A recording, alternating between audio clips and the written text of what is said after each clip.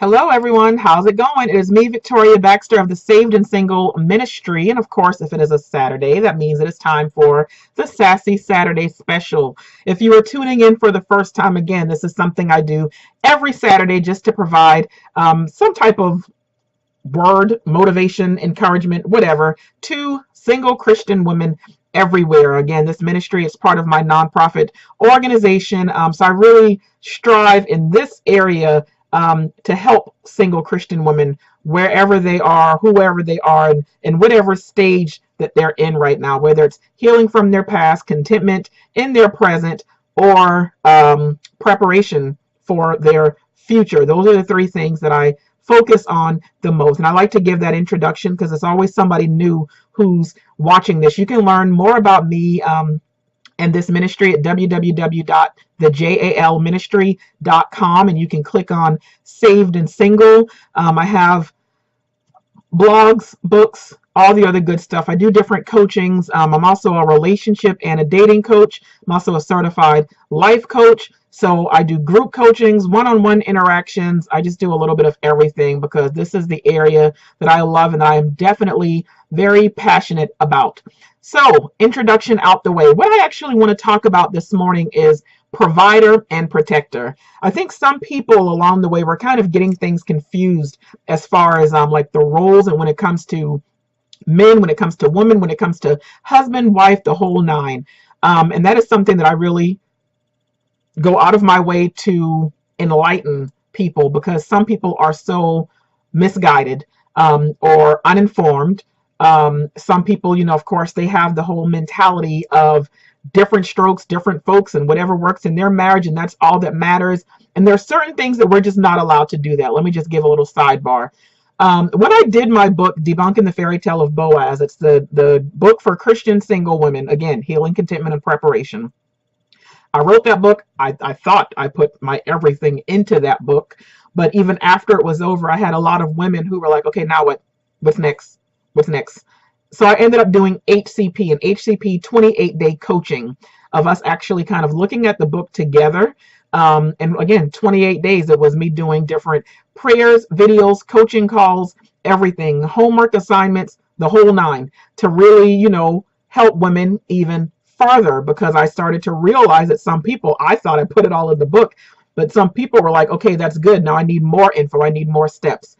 So I did the HCP coaching several months ago. So then I had a whole new group of women who missed it the first time and whatever else. I actually, just a couple of days ago, I just finished the second round of doing it all over again. Same material, but again, people who had missed the first one or had read, who purchased the book after that. Once again, I have more women who I guess are hearing about it and now they're reading the book. So it's the same thing. It's like, I want more. I need more. So now what I've done, I did the HCP Masterclass that is now actually, it's available on my website, and it's a self-guided coaching that I've compiled. And I've made it into a big month-long class for women who really want to take this season seriously, and those who want to invest in whatever else. But I'm not here to market that. You can get more information on the website. But I say all that to say, because as I was redoing the coaching and really packaging everything for this masterclass, something that I talk about a lot, and especially in one of the coachings that I did for it, was and even a chapter in the book is creator and copyright. I'm always talking about marriage and marriage matters and the roles of a wife and everything like that, because too many people are trying to make marriage what they want it to be. Too many people, again, are trying to change marriage. And like I say all the time, when I say creator and copyright, really just to get people to understand, realize, and remember that we did not create marriage. God created marriage. He created it for a purpose, on purpose, for husband and wife, man and woman. That's it. And he created that. Again, it's for a reason. And he is very clear about what a marriage is supposed to be about. He is also very clear about the roles of a wife and the roles of a husband. We are not allowed to change marriage and make it whatever we want it to be. We're not allowed to say different strokes for different folks and whatever else. Now, I'm not saying you're supposed to go out there and try to, get people to change their marriage or tell them that they're doing it wrong. But for those who are not married, That's what we need to focus on, because we still have time to get it together. And I'm not saying the other ones don't, sorry, but they can always change. You can always change. Like I tell people, I know what my purpose is, and especially in this season. And I know that He's called me to single women. And something that I've talked about repeatedly is that I was completely wrong with what I thought marriage was all about. I knew that I wanted to get married, and I knew I was not 100% happy in that relationship that I wanted, when I actually wanted to marry him. I was not 100% happy. There were definitely some issues and some things that were going on, but we do have 2 kids together. So I didn't grow up with my father in the home, and this guy had kids before me. I was like, nope, we're going to make it work. And I don't want my kids to experience, dad not being there. God bless us and let us get married and everything will be wonderful. I did the whole praying and everything. And again, I knew that there were issues in that relationship, but I was one of the silly ones who thought that marriage would make those issues either get better or go away. I also knew that him and I had the same views when it came to marriage, that it was together forever, that the only way to get out of a marriage was death. And that was just our thing, was we knew that divorce was not an option. So for me, I was like, well, we can get married and it doesn't matter all these other issues, because they're not going to cause us to break up and whatever else. And I'm bossy and I'm controlling, and he's just going to have to understand, and we're going to figure it out and let that be that. And I had marriage all wrong, and I was wanting to get married for the wrong reasons. And even after leaving that relationship, and I wanted to be in a relationship and I wanted to get married, and different things like that. And the reasons that I was giving, and even God, the same way that I sometimes now ask people when women always, well, Victoria, pray for me. I want to get a husband. I want to get married and whatever. And I ask them, why? Why? Why do you want to get married? And I listen to the different reasons that everyone gives, and no one is giving the right answer. As far as why, especially women, no one is giving the right answer as far as why they want to get married. But when I asked these questions, and God had even asked me, why do you want to get married? And I wanted a husband for financial stability, for help with my children, for when I needed a break, for things around the house. I don't like changing light bulbs. None of these different things. Like, I wanted a husband for all the wrong reasons. And God was like, okay, first of all, some of these things you should be depending on me for. So some of these things I'm going to handle. You're going to trust me to do it. Some of these things you're going to get it together and you're going to do it yourself. And then for those other things, you're going to learn to do it. You're going to find a way to make it, because that's not what marriage is about. And when God really had me reading on what marriage is about, even from Genesis to Peter, I think it might be First Peter, but to Ephesians 5, everything. And he was showing me, now do you see? I couldn't let you get married when you wanted to get married, because you were wrong about the way that it was supposed to be done. Now that you also know how it's supposed to be done, I need you to tell them, because some of them don't know either. So that is why I do what I do, as far as trying to get people to understand certain things with marriage. So I just talked about a lot of this in the HCP masterclass as well. What I want to focus on for these remaining few moments that we have here together this morning, again, is provider and protector. And we have to keep in mind that that is what a man is supposed to do. That is his job as a husband. What I see and hear is a lot of women who, when having conversations, and some, saying that the man better pay all the bills, or no, he shouldn't have to, or I will pay half, or, if I'm making more, why should he have to, pay the most, and whatever else. The issue that I have with that is that I'm oftentimes hearing that from Christian women. Make no mistakes, I actually hear from some Christian men too. No, I'm not paying all. What if she makes more? No, we in this together. That's new age, whatever. And y'all females, y'all want to be females when it's convenient and whatever else. Like, no, we can go 50-50. That whole man doing everything, that was back in the day, but now, inflation and things are high, and not one person can cover the entire, household and whatever else. Let's read the Bible and see what the Bible says about it. Because the Bible makes it very clear that the husband is the provider. He is providing financially, and he is able to take care of home on his own. He is to protect the family, protect his wife, protect his children, protect the house on his own. In regards to the division of responsibilities in the home, the Bible states that the husband is to provide for his family. And what that means is that he actually works and makes enough money to sufficiently provide all the necessities of life for his wife and for his children. He works and makes money to sufficiently provide all the necessities for his wife and his children. 3 times. He works and he makes money to sufficiently provide all the necessities of life for his wife and his children. We have to stress that, because what's also very interesting is that it says in the Bible, really it says to fail to do so, for a man, for a husband to not do those, it actually has spiritual consequences. If anyone does not provide for his relatives, and especially for his immediate family, he has denied the faith and is worse than an unbeliever. If anyone does not provide for his relatives, and especially for his immediate family, he has denied the faith and is worse than an unbeliever. And that comes from 1 Timothy 5:8. So they have a job, a duty, and a responsibility. And I think what's happening is that there are so many men that do not agree with this. There are so many women who do agree with this, but they're seeing that there are a lot of men who do not agree with this. So they are now going against, a lot of these women are going against what they believe in, what they know to be true from the Bible, what they've been told, taught, and how they've been raised, all because they want a husband. And they will do anything to make him happy. Well, isn't it happy wife, happy life? No, like I saw something recently. Happy spouse, happy house. It is not just about the woman being happy. Because like I always say, a man who works, like I just read, when he is out there doing all of these different things and he's already carrying the weight of the world on his shoulder and whatever else, and when he comes home, the last thing he wants to do is worry about a nagging wife, because her only concern is, what can this man do to make me happy?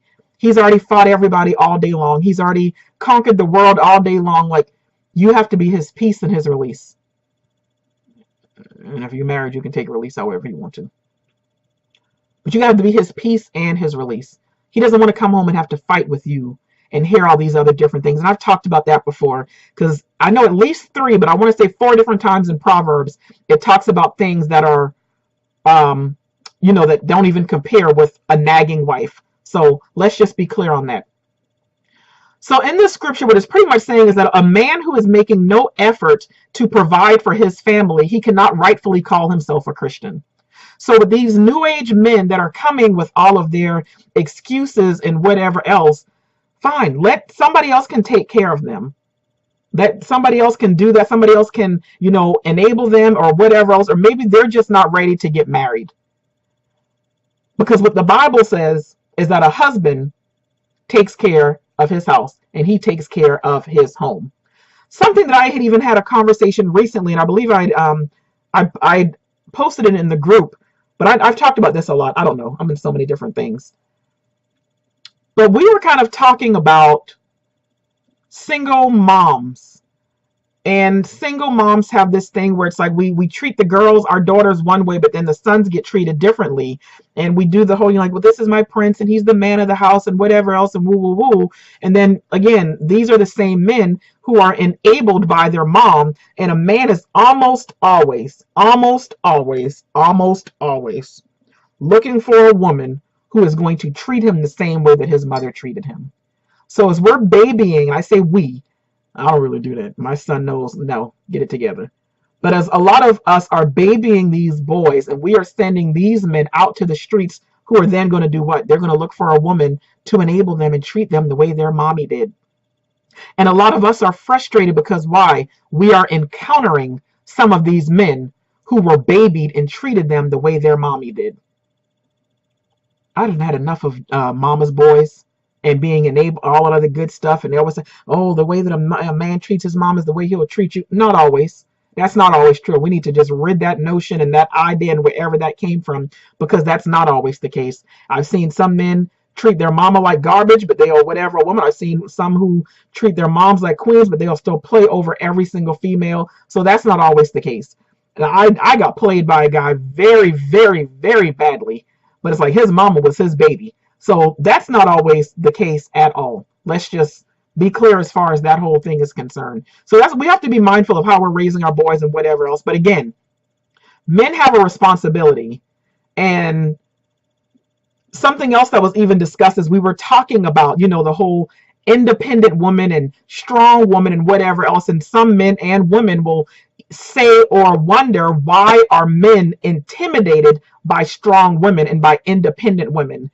I do not believe that to be true. I think the only way that a man is going to be intimidated by a strong and or independent woman is either he's a weak man or she is too strong and I don't think there's really such a thing as too strong, but she's too independent. She has that true INDEPENDENT, that's me mentality. And what happens with that a lot of times is it's giving off that message saying, I don't need a man. I can do it all by myself. You'll be lucky that I choose you. You'll be lucky if I want you. A man can't do nothing for me except XYZ, whatever else.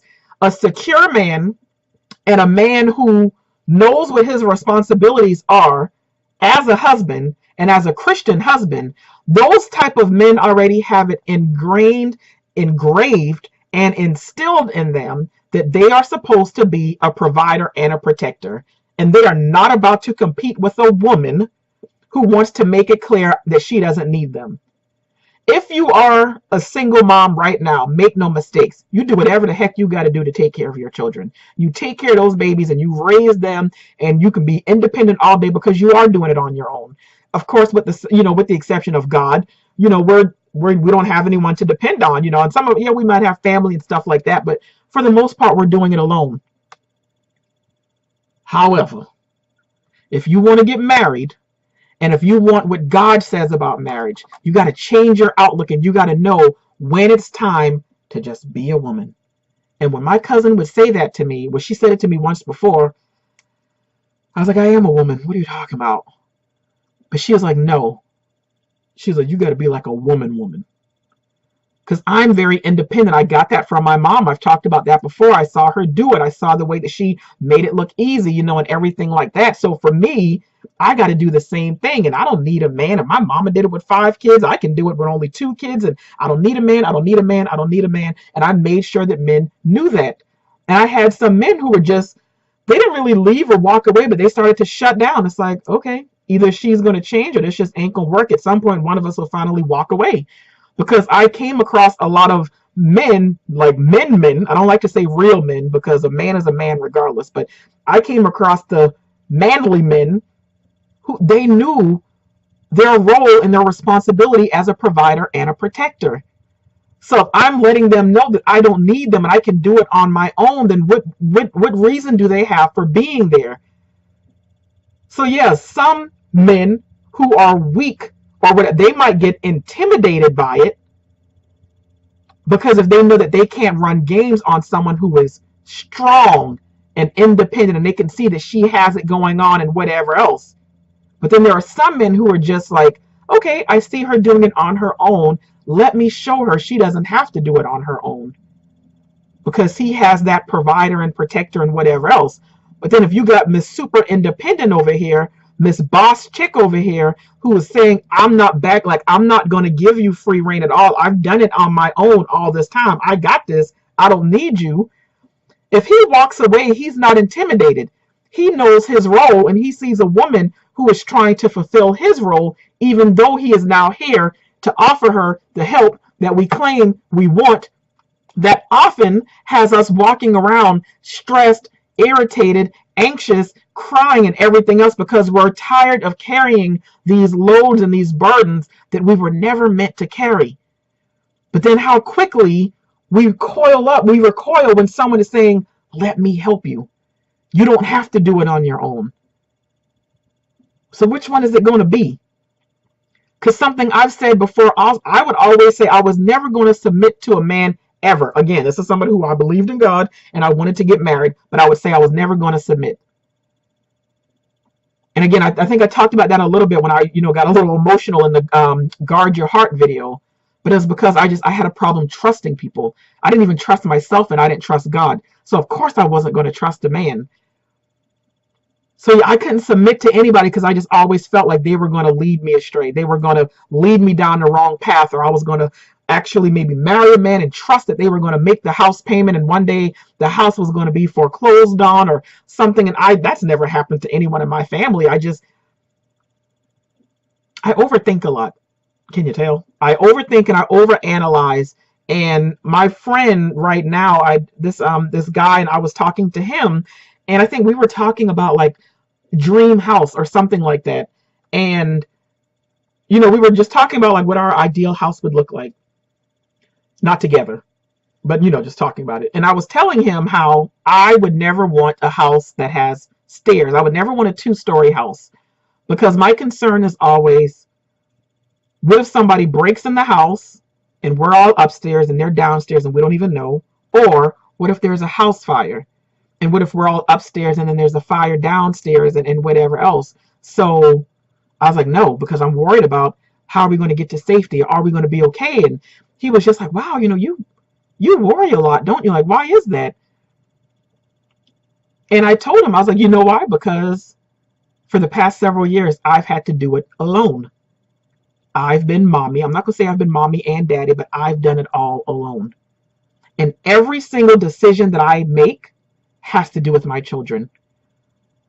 There are things that I've done, or things that I've given up, or things that I did do, or things that I didn't do, all because of them. They are always my number one concern. I am always making decisions based on, is this going to benefit my children? And that has caused me to overthink and overanalyze everything. And I know it's not always a good thing, but I've had to carry all of this by myself. So, and that's why for me, I was like, no, I can't trust that anybody else is going to get it done, but I know how I can do it. So I can't trust a man. But finally, God started to, break down those walls and show me where I was getting that way of thinking from and everything else.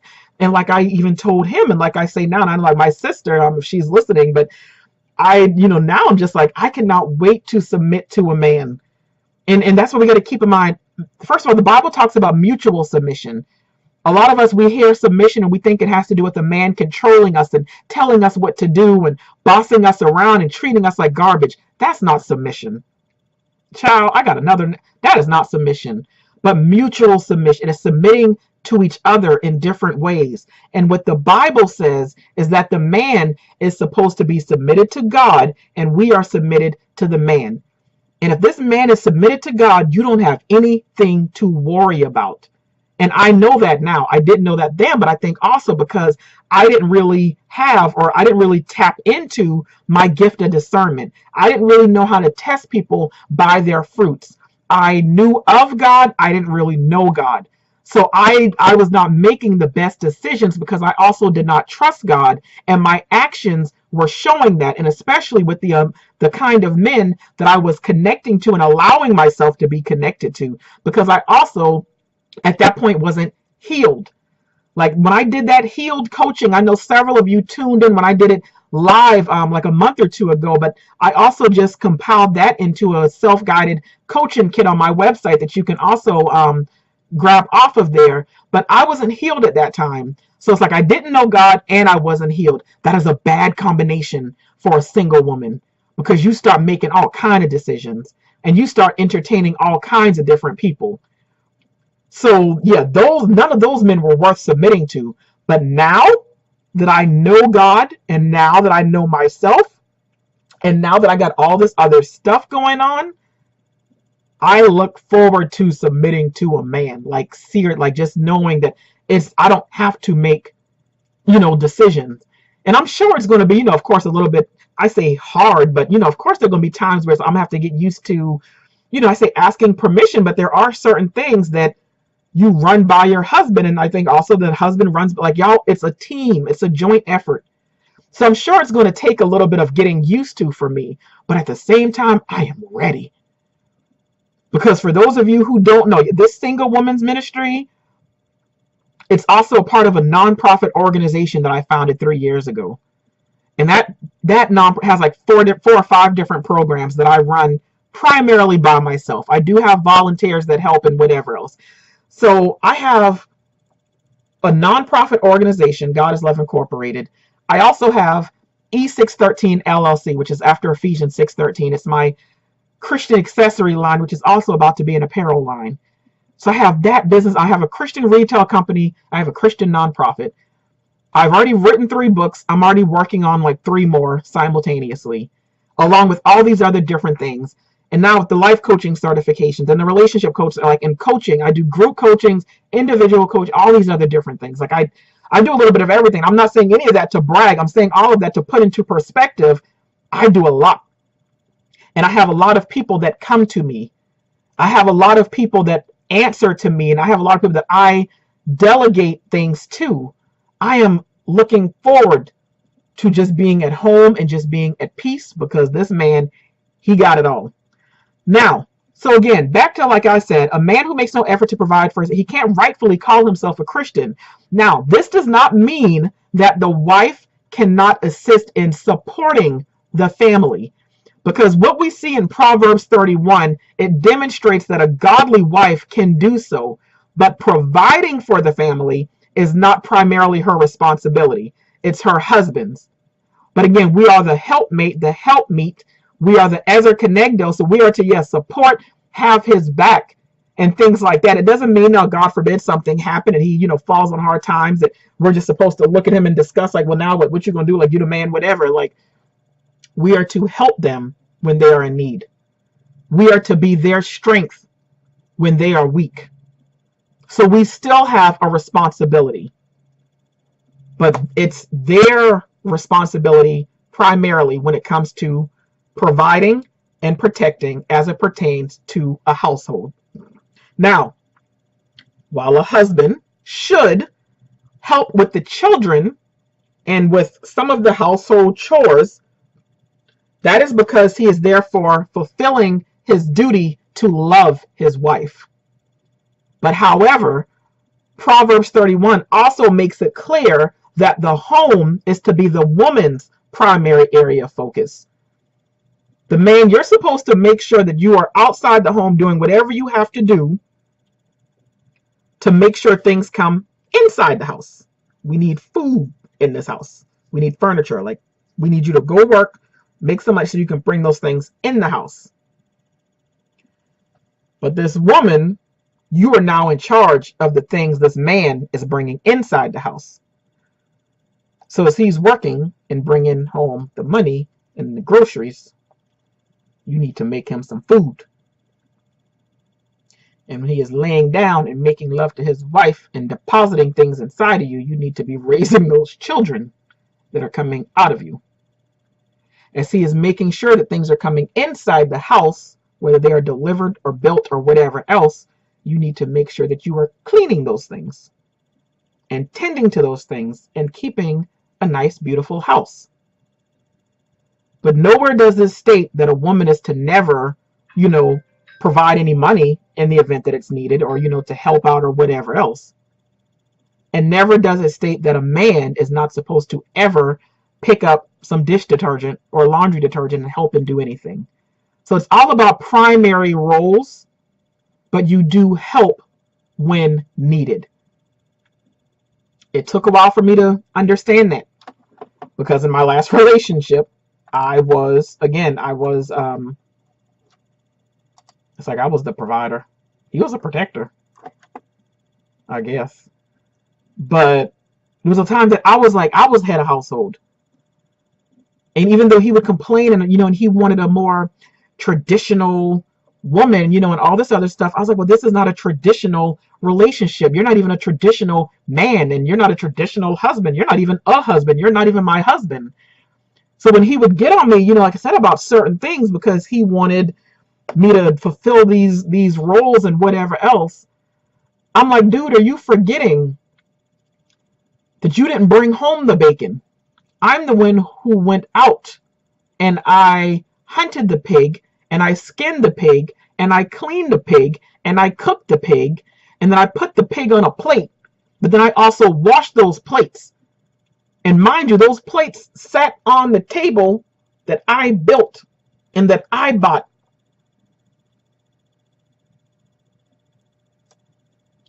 Let me just say it. His mommy enabled him. His mommy enabled him for a long time. And when I met him, what did I do? I started enabling him also. But anyway, Proverbs 31 makes it clear that the home is to be the woman's primary area of influence and responsibility. It says even if she has to stay up late and rise up early, her family is well cared for. That is what it says. Now, mind you, Proverbs 31, no, she was not an actual woman, but she is a representation of what a godly woman is supposed to look like. So this is a woman who is saying, I am running this household. This is my area. I got this. And I'm going to make sure that my husband comes home and he sees clean and lovely and whatever else. Now, I am not forcing and saying anyone has to be a housewife. I am not saying that you are supposed to quit your job as soon as you get married. I'm not saying that, I'm just giving you this information and what it says in the Bible. You do whatever you want to do with it.